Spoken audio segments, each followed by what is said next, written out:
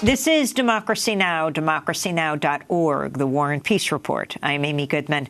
As we bring you part two of our conversation with a man who was held in solitary confinement longer than anyone in U.S. history for over 43 years until he won his freedom just over 3 years ago. Albert Woodfox is now traveling the world to discuss his new memoir. It's called Solitary: Unbroken by 4 decades in solitary confinement, my story of transformation and hope.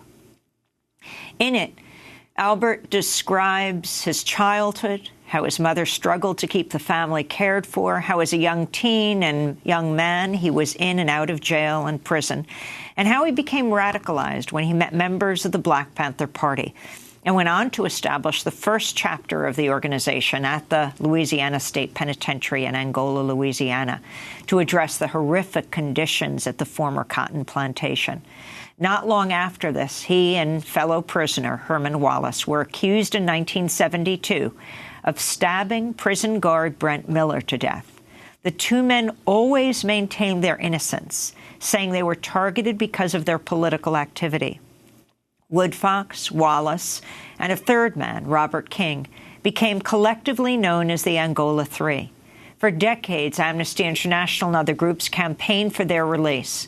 Well, after being held in isolation in a 6 by 9 foot cell almost continuously for 43 years, Albert Woodfox was released on his 69th birthday. That was February 19, 2016, after he entered a plea of no contest to charges of manslaughter and aggravated burglary. He's joining us here in our New York studio to continue to discuss his remarkable new memoir, Solitary: Unbroken by 4 decades in solitary confinement, my story of transformation and hope. Thanks so much for staying to continue this conversation, Albert. When you got out of jail, the first thing you did was go to your mother's grave. Yes. When did she die? She died in 94, December. And it had, it was more than 20 years before you got out. Yeah, it was in African American households, it is always coming to terms with the lost one of someone in the family. When you can say that final goodbye, when you can say from your heart and your soul, I love you and I'll miss you, but I'll never forget you.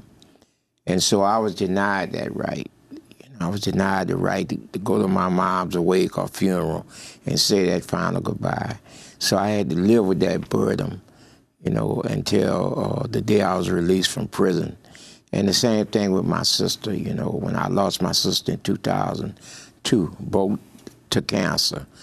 And the lawyers had made arrangements for me to attend the funeral. But on the day that the sheriffs from Orleans Parish come to pick me up, Warden Kane canceled everything.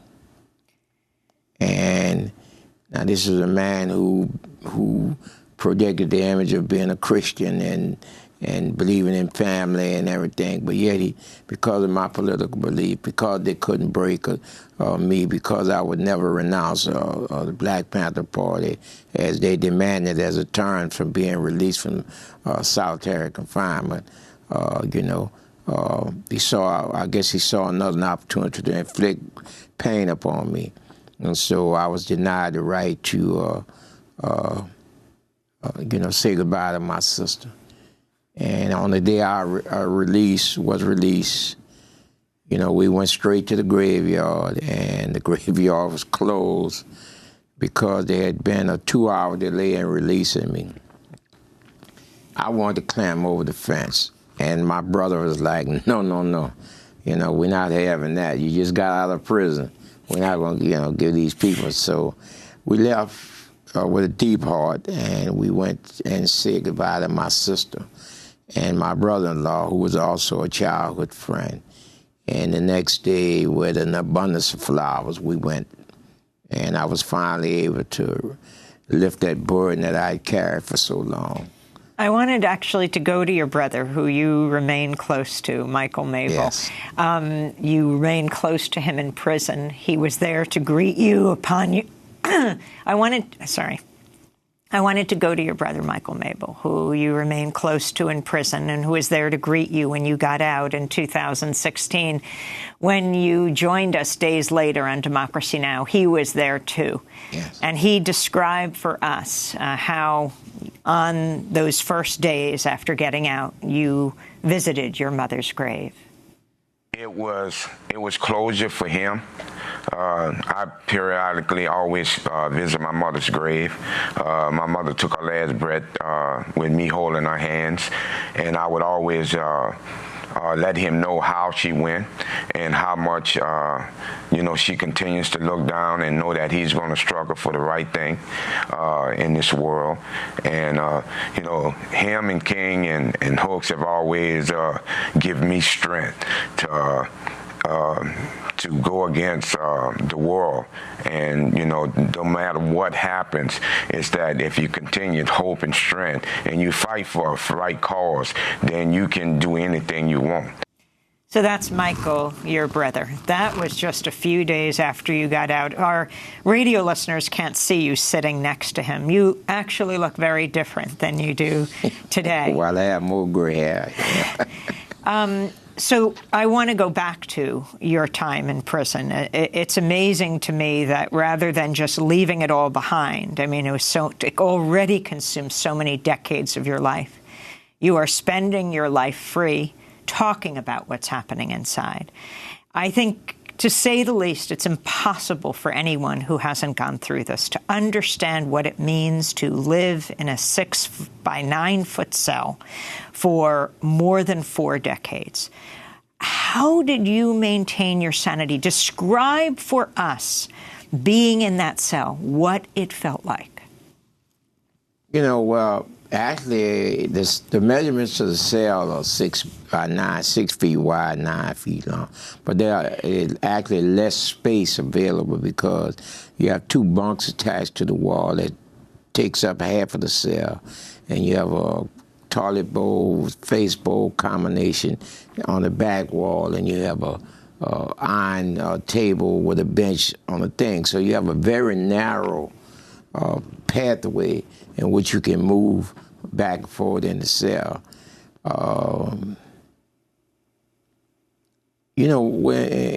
When you first put in solitary confinement, you go through this period where you want to scream, because nothing you can do to fight this. In hindsight, I would say it was probably the earliest stage of claustrophobic, but depending on the individual, as time goes on, you learn to control your emotions, your feeling of being smothered and being confined, and so but then we first put this in solitary confinement. You could only have like 2 or 3 pair of underwear and a T-shirt, and you couldn't have books or radios or those things. Those things were gained later as a result of resistance and organizing and hunger strikes and stuff like it. That we won the right to change. What access did you have to reading material, to books? At that time, only a Bible. They had a Bible in each cell. But the thing was that so many other prisoners had gained respect for what we were trying to do, that they would actually take a chance and sneak us like newspapers and novels and books like it there. But as I said, over the decades, as a result of a resistance and court cases, filing cases in the court, we slowly began to expand what solitary confinement looked like. I wanted to go to why you were put in solitary confinement. I mean, you faced like a 50-year sentence for armed robbery, and you were expected to serve like half that time, so you would have been out decades ago. But while you were in prison at Angola, you were charged and convicted of murdering a guard. Officer Brent Miller, yeah. Brent Miller, along with Herman Wallace. You were two and of the two Angola other guys, Three. As to why they charged him, I have no idea. You always believed they went after you because of your Black Panther activity. In watching documentaries about you, I remember this moment where Brent Miller's widow, Teenie, she's been identified in different ways, Teenie Rogers, Teenie Verrett, said she was convinced you couldn't have been. You and Herman Wallace were not the people who killed her husband. Before I ask you about your visit with her when you were released, I want to play a clip of Teenie. She was just 17 when her husband, Officer Miller, was stabbed to death in 1972. She was interviewed in a documentary in 2010 in the Land of the Free. I've been living this for 36 years.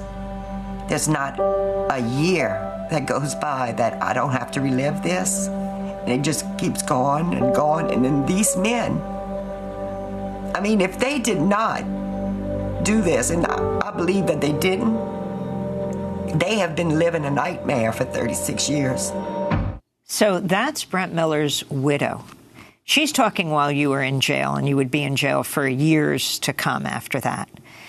You actually visited her after you got out of prison? Yeah, we had dinner together,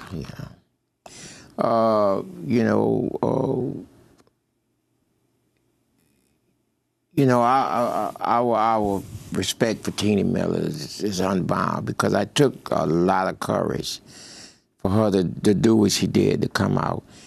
But in a sense, she was as great a victim as we were because she had been lied to all this time about Brent's death. She had not been told about the bloody fingerprint that was identifiable, the scrapings from underneath his fingernails that didn't match. None of the physical evidence that they accumulated matched any of us, as particularly Harmon and I, to Brent Miller's death. And she had never been made aware of this. But in the process of our attorneys trying to build a defense for us, she was contacted and agreed to talk with, the investigators. And the investigators say that she was very shocked by some of the things that were being discussed. And so after, getting the facts, she came to the conclusion on her own that, Harmon and I was innocent. And she actually tried to visit us. Of course, they wouldn't let it happen, especially when Harmon was, had been diagnosed with liver cancer. She actually tried to go to Hunts and visit him. And of course, she was denied. And she, she was the victim of scorn and hate and everything from not only the prison security staff, but from Brent Miller's family as well, because, she did what the Miller family refused to do, and that was to look at the facts, look at the evidence. So this is what got you in solitary confinement? Well, his death, yeah. I was actually the very first person that was locked up and placed in the dungeon, and the next day transferred to CCR, which is solitary. CCR stands for? Closed Cell Restrictions. And so... and, of course, you had founded the Black Panther Party chapter in Angola before that. And this anti-slave, sex slave move we made. And your whole movement against the raping of prisoners. It caused us, we got a lot of enemies, And we found out later on that a lot of guys had gave statements and stuff, never accusing us directly, but, giving the impression that we were behind it some kind of way. Albert, you wrote, "My proudest achievement in all my years in solitary was teaching a man to read." Yes. How did you do that, and who was this man? Well, his name's Charles, and we became good friends. And since, you know, my mom couldn't read or write anything but her name, you know, there's certain things, people that can't read or write, certain techniques they use and stuff. And so I picked this up on him. And, you know, the CCR, the cell block, is 15 men to a cell. And the uniqueness about, I guess, in Louisiana, the front of the bar cell is made out of bars. It's not a completely concrete enclosed cell. So I just asked him one day, I said, man, you know, don't get mad, but, you know, can you read or write, you know? And he said, you know, no, I can't. And I just told him, I said, well, I can help you learn how to read and write, but you got to really want it. You got to want this better than anything. And so I use a dictionary, starting off, you know, and dictionaries at the bottom of each page. There's a sound key on how you pronounce words as to how they spell, you know, and I taught him about, you know, vowels and adjectives and, you know, just basically, you know, and show him, you know, teach him how to shape words, and he really wanted it, you know, because I told him, I said, you know, anytime, I don't care what night or day, you hit a wall, you call me, and he's called me 2 and 3 in the morning, you know, and I can't pronounce this word, so I would ask him to spell it. And then I'd remind him of, you know, the voice key at the bottom of the page and how you pronounce, you know, alphabets as, you know, and help him, you know. He was in solitary, too. Yeah, he was about 3 or 4 cells down from me. How do you communicate? How did you communicate with other people in solitary? Well, you talk, howl up and down the chair, you know. This is one of the ways I developed the habit of waking up in the very early, you know, a.m. because the tears stop showering. There's no noise. The doors are not opening and closing. And, you know, so you are able to really concentrate on what you're doing. So even now, you know, I wake up 3:30, you know, in the morning, you know, and this is when I do most of my reading. I still try to read at least 2 hours a day. So there's some things, habits that I developed in prison I still try to hold on to.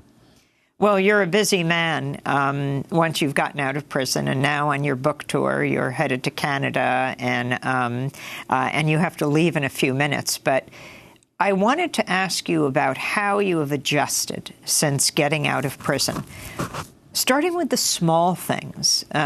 You write about this in a very graphic way. Even the use of your hands. Explain. Well, in solitary confinement, every time you leave your cell, you put in restraints. And they usually restrain your hands to your front of your body or on the side. And so you don't have free access, you know. It's and some humans than others, you know, hand expressions when you talk and you move your hand. So, you know, have my hands strapped to my stomach or to my side for, you know, 4 decades. When I was released... in solitary, you're not shackled. Well, every time you leave the cell, anytime you leave a cell in solitary, you put in restraints, you know. So my first encounter without having restraints is when I was placed in 98 in the Amen City Jail. No, rather 96 when I discharged. And they don't use restraints there. And I just didn't know what to do with my hands. You know, I didn't know. Actually, there was a time when I used to keep my hands folded in front of me because of the comfort. You know, I'd done this, lived with this for so long, you know, it was a comfortable position. Yeah, so I would actually... Almost as if you were shackled. Yeah. I would cross my, you know, intertwine my fingers and hold them, you know, to my stomach. And when I got out, I felt very uncomfortable when people moving around me, because in CCR you only had to defend the front of your cell because you had 2 walls and the back, so no one could get around you. And so when I was going to community events and stuff like it, you know, people have a tendency to read about you and they actually start feeling like they know you. So people would come up, you know, and they would pat me on the shoulder or on the back. Some would even bear hug me.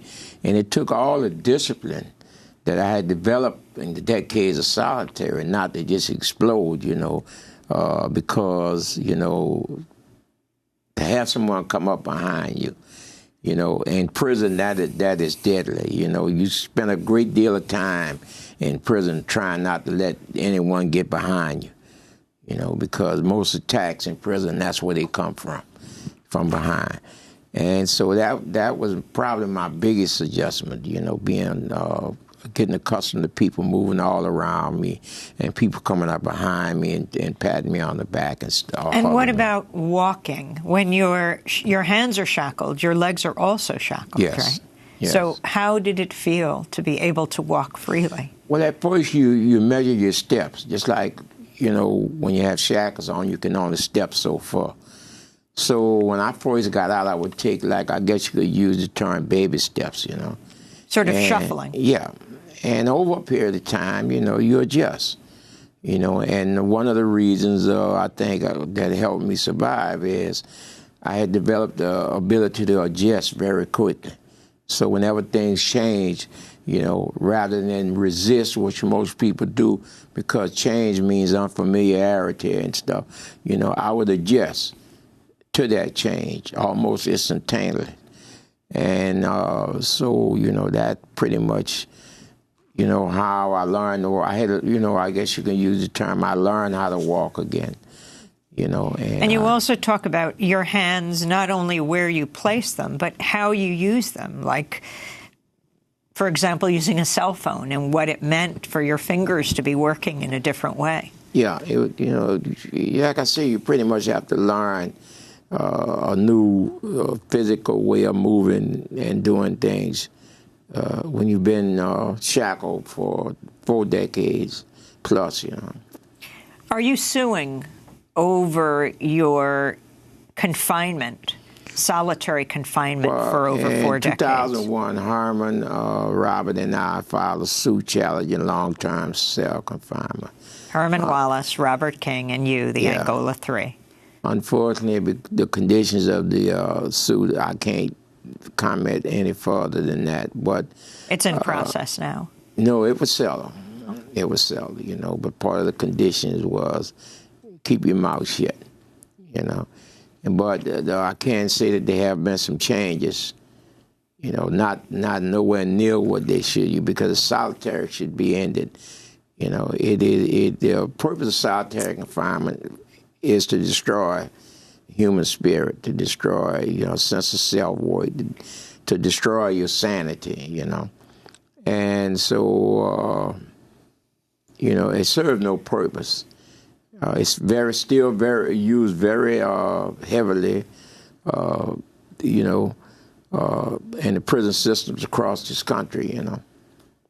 So you know, in certain states now, right, including New York, are considering limiting solitary confinement. But you know, and maybe this is because I know the horrors of solitary confinement. I've heard terms like, you know, no longer than 15 days, and you know, for me, 1 day in solitary confinement is too much. You know, so I understand that stuff changes gradually, you know. So this is a progressive move. I support, you know, the effort out there to end solitary, or to severely limit its use. What the end goal is to end the use of it altogether, you know. Albert, you write, if there's a moral to my story, it's that salvation comes with the will to be a better human being.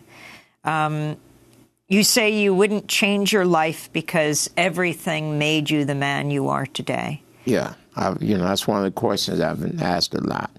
What would I change, you know? And without thought, you know, I say, I wouldn't change anything, because everything that happened to me helped me become the human being I am now, the man I am now, you know. You also write, it has been my experience that because of institutional and individual racism, African Americans are born socially dead and spend the rest of their lives fighting to live. Yes, I think that's apparent in this country, and even more so now. We have a president who has openly admitted that he's a white supremacist. So yeah, I don't think, one of the things when I got out, people would ask me, well, what about the change? But I didn't sense a change. At least I'll say this: I didn't sense a deep-rooted change. The change in America was superficial. And I thought it was pathetic that the same conditions that I left in society almost 50 years still exists. Racism had put on a shirt and a tie and a jacket, and codes were used rather than the blatant in-your-face type of racism that I had faced in my youth. But it was still the same. What did having the first African-American president of the United States, Barack Obama, mean to you? On a personal level, of course, being African-American, there was a certain pride. But politically, realistically, I didn't think it would be any different from any other president. The political system in this country is built, and the culture go back for hundreds of years. And I've seen it time and time again. Politicians go to D.C. with the best of intentions, but they are overwhelmed, and eventually they become just another politician. So, I figured Mr. Obama would do things differently, but I didn't think the end results would be any different, You're fine. Go ahead. No, and I think, in my personal opinion is that the first 4 years of his presidency was wasted because he truly believed in partisan politics and reaching across the aisle and try to form a consensus. And the Republican Party stated that they would spend the next 4 years making sure that his presidency failed. So. Your final thoughts as you go out into the world now to Canada. The weekend of May 4th and 5th, you'll be in Berkeley at the Bay Area Book Festival as you travel the world, taking advantage of every moment in the free world.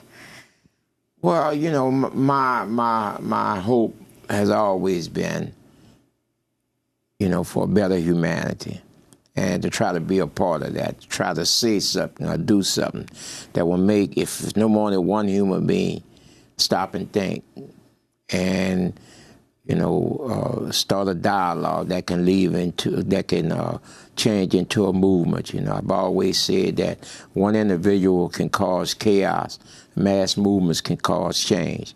So I still firmly believe in that, and so that's Robert and I and Harmon. We were in prison. The one thing we always noticed is that we didn't have a voice, and because of the men and women and children that were hid behind the walls of prison and in solitary, nobody knew what we looked like. So we had made a vow that we would be the voice of those men and women and children, and we would be the face. I think what people in America and around the world have to realize, that prisoners don't come from another planet. They come from your family. They come from homes, and they might make mistakes. Usually the economic system brings the pressure. And, I know that there's a very small percentage of human beings who do some horrible things, but the overwhelming majority, you come from a family. You don't come from an alien planet. And they need to remember that, and they need to love them and support them, because prisons are all any state institution. Without oversight and without consequences, unchecked power corrupts. And that's the situation you have in prisons in this country. Well, I want to thank you so much for being with us. Albert Woodfox, the longest-standing solitary confinement prisoner in the United States, held in isolation in a 6-by-9-foot cell almost continuously for 43 years, released in 2016, 3 years ago, has just published his memoir, Solitary, Unbroken by 4 decades in solitary confinement, my story of transformation and hope. To see part 1 of our conversation, go to democracynow.org. I'm Amy Goodman. Thanks so much for joining us.